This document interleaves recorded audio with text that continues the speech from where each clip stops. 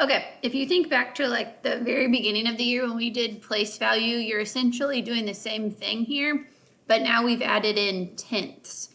So over here, there's more than 10 dots.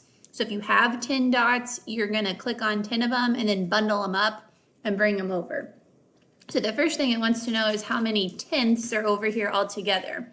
In each of these rows, there's 1, 2, 3, 4, 5. So if you count 5, 10, 15, 20, 25, 26, there's 26 tenths.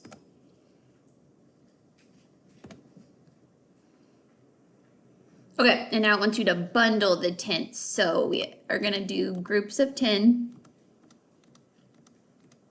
And then once you have 10, you can make a 1.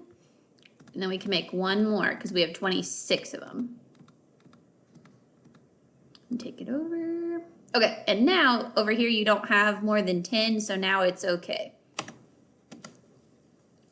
So now you're gonna fill in what you just created. So how many ones do you have? If you come up here under the ones column, you have 2. If you look at the tenths, you have 1, 2, 3, 4, 5, 6 of them. And writing that in decimal form, it's kind of already done up here for you, except for it's with dots. So you have 2.6 or 2 and 6 tenths. So it'll be 2.6.